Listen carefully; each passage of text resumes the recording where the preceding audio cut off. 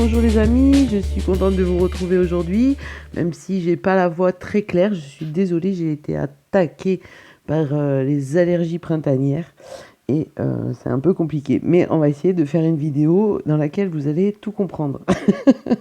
Voilà, alors je vous fais cette nouvelle vidéo pour vous présenter donc la super pleine lune rose du 27 avril 2021 qui aura lieu à 5h33 du matin donc chez nous en France et qui est symbole de révélation et de réveil.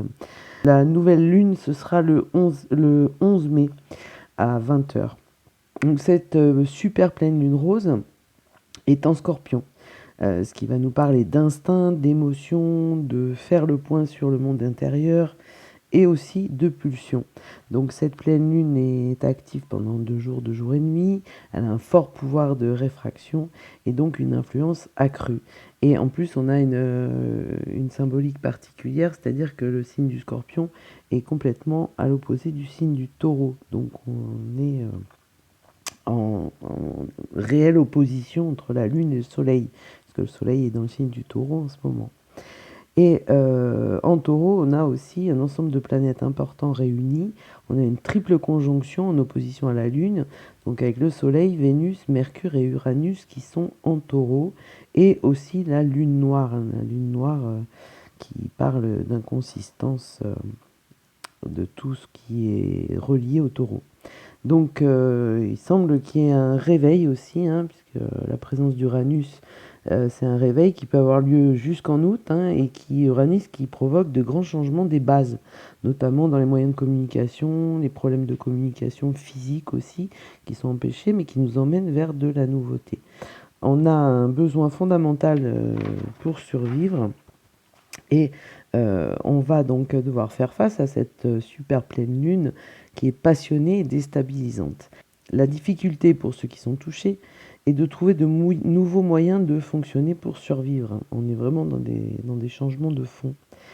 On a quand même toujours Saturne en Verseau qui est en dissonance, en discorde avec Uranus, hein, donc c'est pour ça qu'on a un tiraillement profond entre le passé et la nouveauté, et ce qui explique un peu le trouble global actuel qui va apporter le changement, mais aussi le doute qui est maintenu en Taureau par la Lune noire jusqu'en juillet.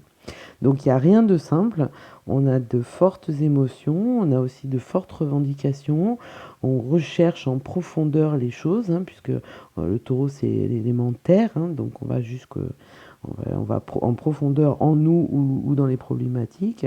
Mais ce qu'il faut savoir, c'est ce qui va se décider aux alentours là jusqu'au 10 mai, donc jusqu'à la nouvelle lune, va avoir d'importantes répercussions, donc que ce soit au niveau collectif ou au niveau personnel, si vous décidez de prendre des décisions après ces décisions de changement.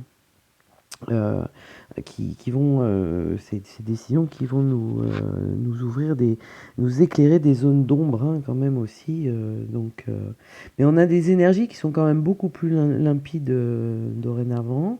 On a aussi Vesta qui est en harmonie avec le Soleil et Uranus, donc qui nous parle d'amélioration et d'amélioration profonde sur le long terme. Mais avec Saturne qui nous rappelle que nous devons retenir les leçons du passé. Donc voilà, pour les nouvelles des planètes.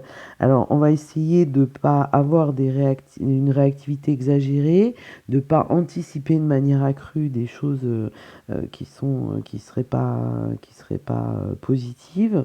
Donc dans cette pleine lune en Scorpion, on n'a pas... on est dans l'instant présent, on a peu d'analyse avec le recul, et on est dans des énergies de changement de cap soudain, des remises en question, des rencontres, des imprévus houleux, un désir d'indépendance, de se libérer d'un contexte ou d'une situation. Et avec Saturne en carré qui bloque les choses et qui nous demande de patienter et de prendre du recul. Donc il faut pas oublier que rien n'est d'insurmontable, c'est très intense, mais c'est qu'une question de semaines. Donc essayez de surmonter et de franchir ce cap de l'effet cocotte minute qui est quand même très présent pour tout le monde dans les énergies. On a quand même un effet libérateur qui a toute la voie ouverte par les planètes, hein, donc si quelque chose doit arriver, ça va arriver dans ces jours prochains.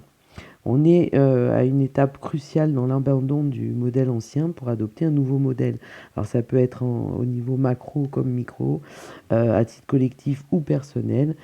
Cette pleine lune nous pousse à agir à partir d'un ressenti, à nous engager vers la nouveauté, vers une nouvelle liberté. Donc voilà pour les news des planètes. Donc on est effectivement, et je pense que pour certains, dont moi, ça a déjà commencé, toujours des tiraillements, des hésitations, des énergies un peu complexes. Mais voilà, il faut se souvenir que rien n'est insurmontable et que tout ça va passer, même si c'est pas toujours très agréable, mais ça permet de réfléchir aussi et de prendre les bonnes décisions. Voilà, donc tenez bon, on va y arriver. Donc pour le tirage, j'ai ressorti, comme je sors à chaque fois pour les tirages concernant la Lune, l'oracle de la Lune. Alors on voit pas super bien les cartes parce qu'elles sont gris métal au verso, donc on les voit pas super bien sur ma table. Mais bon, vous allez voir, le recto est beaucoup plus lumineux. Donc comme d'habitude, une déesse pour nous accompagner sur cette pleine lune, les énergies de la lune et les énergies des mentions qui sont l'équivalent des cartes du tarot, mais qui sont limitées à 28 cartes pour ce jeu, puisque la lune fait son cycle en 28 jours. Donc, pour ce qui est de la déesse qui nous accompagne, c'est Artémis. Bah, écoutez, on va avoir, on a des restes donc des énergies du bélier et du soleil. Donc on a le feu, toujours, hein, donc une énergie assez forte. Et on a de l'impétuosité et l'habileté, mais que en fait, le problème c'est que cette carte nous invite aussi à aller doucement si c'est possible. C'est-à-dire que malgré les énergies, l'instinct, les émotions, voilà, on reparle de notre effet cocotte minute qui est annoncé par les énergies planétaires. Voilà, allez-y tranquille, parce qu'effectivement, on pourrait détruire les choses les choses que l'on désire le plus. Donc, même si on a une énergie de compétition, d'engagement, attention aux actions imprudentes et éventuellement à des comportements menaçants ou déraisonnés. Donc, elle est aussi quand même dans l'énergie d'une solution créative, hein. Donc, même si la nature du bélier est impatiente et impulsive, il faut faire attention à ne pas aller trop dans l'énergie de l'instinct, des émotions, de ne pas surréagir pour ne pas trébucher et ne pas aller vers l'échec plutôt que l'action positive. Ensuite, donc, pour les mentions, alors on a rebelle, qu'on avait déjà pour la nouvelle lune, volcan, que je vous dis que ça bouge et que c'est chaud, et duel. Ensuite, pour les énergies de la lune, dernier quartier, chute, le défi, la négociation et l'instinct. Eh bien, écoutez, voilà, hein, je vous parlais des principaux aspects des énergies, et donc l'instinct. Donc, on retrouve dans les mentions l'aspect rebelle. Donc, on avait déjà celle-ci sur les énergies de la nouvelle lune. Donc, vous savez que les énergies, elles ne s'effacent pas comme ça instantanément. Donc, rebelle, hein, avec le Verseau, Uranus et Mercure, donc qui sont eux actuellement positionnés en taureau et à côté du soleil. Donc on a cette silhouette étrange qui flotte dans l'espace à la tête en bas, libérée de la gravité, et tous ces petits éléments qui partent en éclats et qui flottent autour d'elle. Donc on a un potentiel pour une pensée exceptionnellement brillante qui produit des étincelles de génie, Cela va indiquer une puissante dévotion à une cause et la volonté d'atteindre nos objectifs, hein, se battre pour une cause, même si la conduite peut paraître excentrique. Donc on a effectivement une rebellitude, comme j'aime à le dire, qui est à côté du volcan, hein, donc les choses sont vraiment explosives, hein. Je vous parlais d'effet cocotte minute précédemment, sans avoir vu ces cartes, mais voilà, le volcan c'est pas mal aussi. Et donc là, on a toujours l'énergie du bélier, hein, les deux énergies du bélier, et on a les planètes Mars et le Soleil qui sont... donc on a vraiment le volcan, le Soleil étant en taureau actuellement. On pourrait aussi peut-être avoir le volcan au sens propre du terme et des mouvements planétaires terrestres, hein, là pour le coup. Donc on a quand même des énergies très créatrices, déclenchantes. Cette carte exprime l'instinct, la spontanéité, la témérité, le besoin d'agir dans l'immédiat, relâcher une puissance qui ne peut plus être contenue, hein. C'est vraiment une carte d'action et d'impatience extrême. Donc on revient sur les énergies de la pleine lune en scorpion qui nous inciterait à agir de manière très intempestive, très instinctive et parfois violente. Donc attention, attention à ne pas surréagir ou à ne pas agir, à ne pas agir de manière déraisonnée. Et pour la troisième carte, qui est celle donc du duel, qui est la carte 21, hein, qui est aussi le dernier chiffre du, des cartes des arcanes majeures du tarot. Donc on retrouve Mars et le Soleil, donc on a encore des énergies très très fortes, là cette fois en Sagittaire et en Capricorne. On a toujours les deux symboles d'énergie vitale créative et de compétitivité qui se battent entre eux, hein, puisqu'on a un duel donc on a vraiment quelque chose de très fuego, hein. Et chacun croit avoir résolument raison et aucun ne veut céder quoi que soit l'autre. Donc on peut atteindre une impasse aussi, donc c'est les énergies, hein, l'action compétitive, l'affrontement de points de vue opposés. Donc entre l'aspect rebelle, le duel et le volcan, on est quand même dans des énergies qui sont... alors qui peuvent être au niveau collectif, hein, les symboles d'une révolution, d'une action, de quelque chose qui bouge profondément et de changements profonds, hein, qu'on attend tous depuis quelque temps.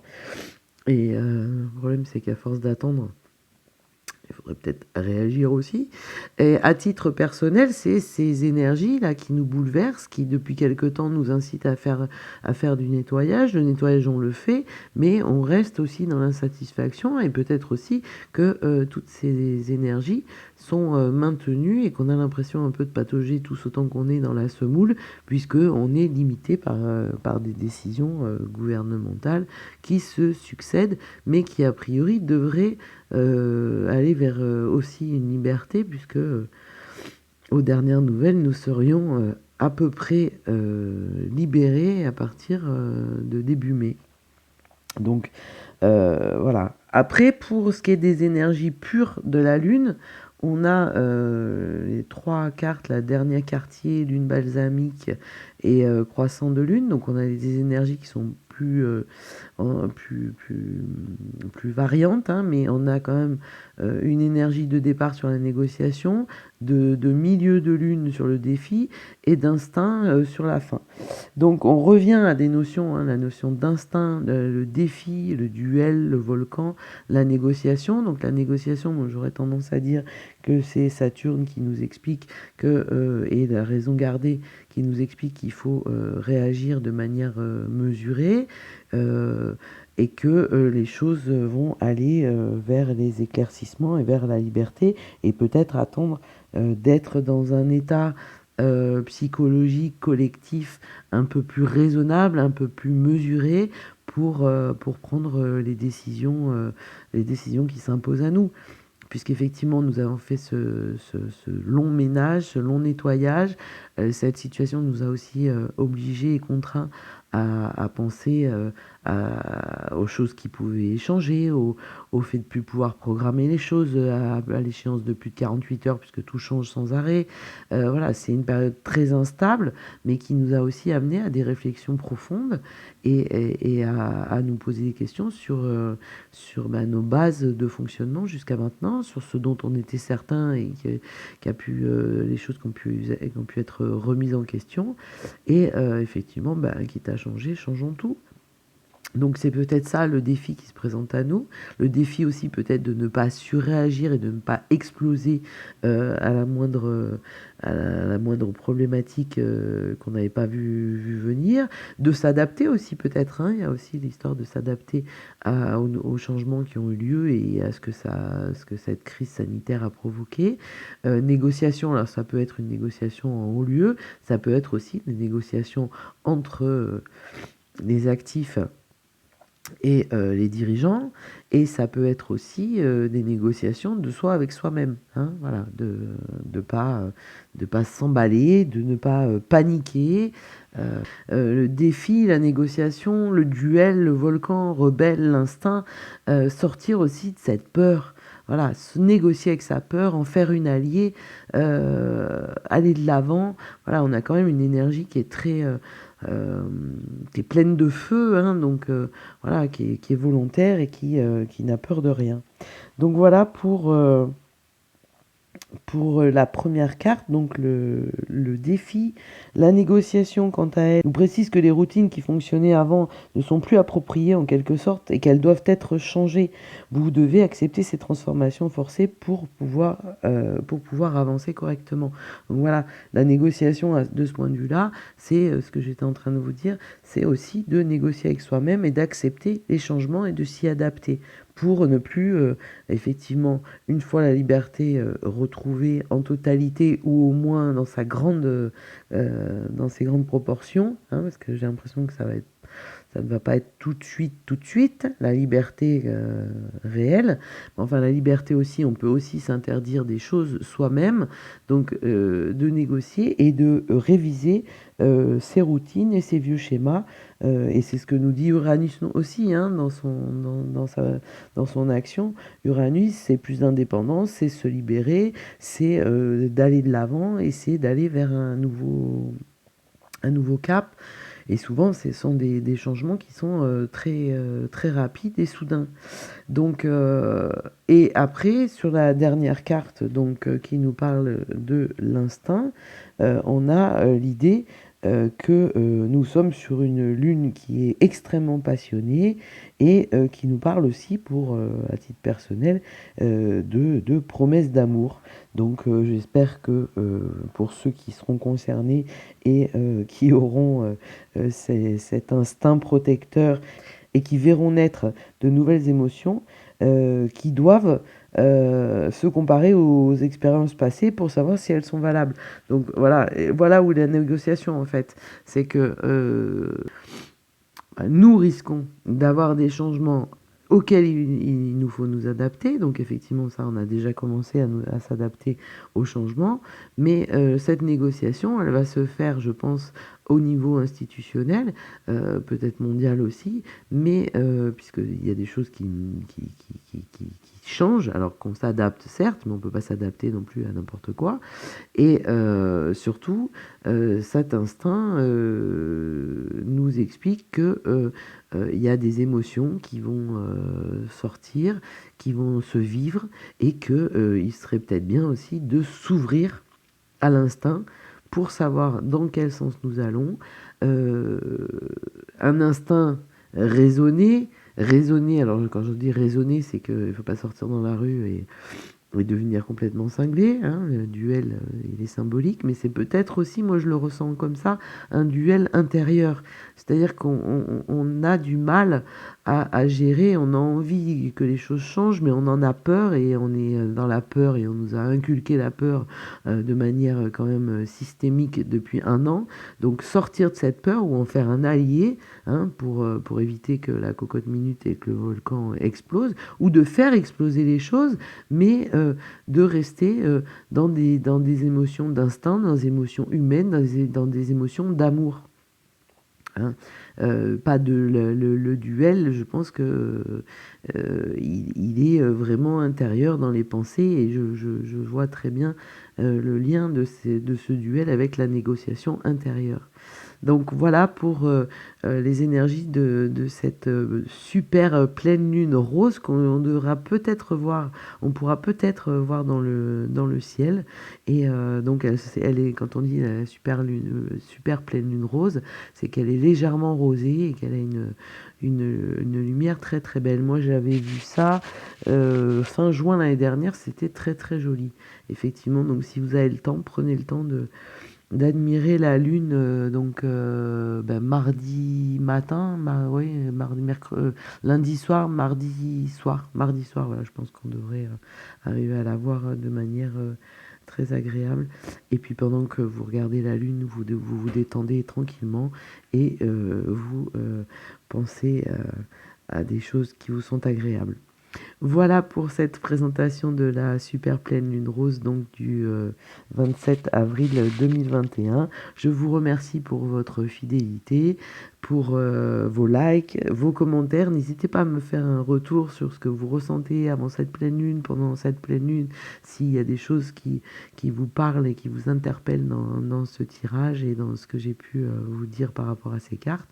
Et puis n'hésitez pas à partager la vidéo pour donner de la visibilité à la chaîne. Pensez à vous abonner et en cliquant sur la cloche et à cliquer sur toutes pour avoir toutes les nouvelles vidéos qui sont publiées. Et je vous souhaite une très belle journée, une très belle soirée et un très beau week-end. Et à très vite pour les énergies de la semaine qui arrive. À bientôt!